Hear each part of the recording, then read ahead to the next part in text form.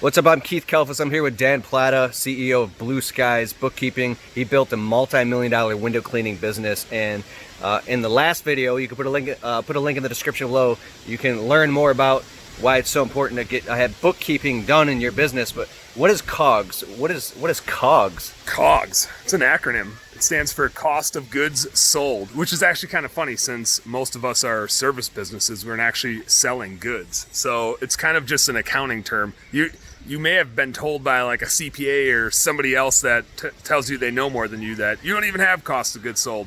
Well, maybe they're kind of right. Like, we're not selling goods, but you sure as hell have an expense that happens every time you go out to do work. So COGS, cost of goods sold, is really just short for like the cost of the sale.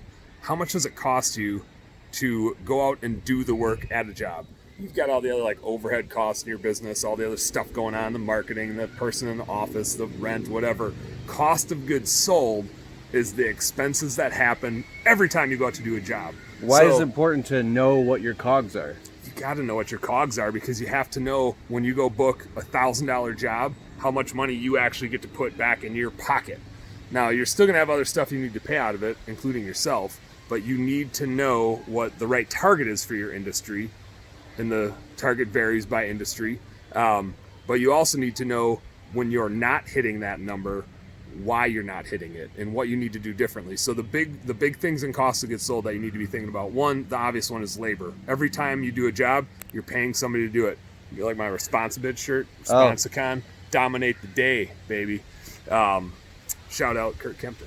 Kempton, yeah. So COGS, big one is labor. Obviously, you need to know how much you're spending on your people that are doing the work.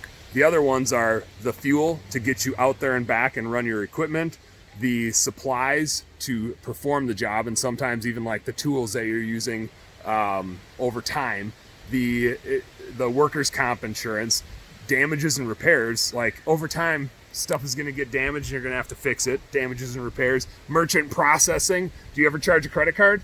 Yes. Do you expect to get paid by the customer every time you do a job? Yes. Somebody's got to put that money in the bank, either a credit card company or you. So it's cost of doing the job, getting paid. So cost of goods sold. You're measuring everything that happens every time you go out and do a job. And if it starts getting out of line, you need to know where it's out of line and assess, are my guys wasting supplies? Are my guys inefficient and not producing fast enough? Are we damaging stuff every time we're going out? You got to know, you got to dial in so you know what problem you're trying to solve. You don't have to try to solve all the problems. Ideally, if you're doing a good job of managing your P&L, you only have one problem to solve, maybe a couple, but having a good P&L and knowing what your numbers should be helps you dial in and focus on the one or two things that you need to spend your time on, so you don't feel overwhelmed like you need to fix your whole business. Usually it's just one or two things, and it's a system or a process. And if you know what it is, you can implement it and save some money.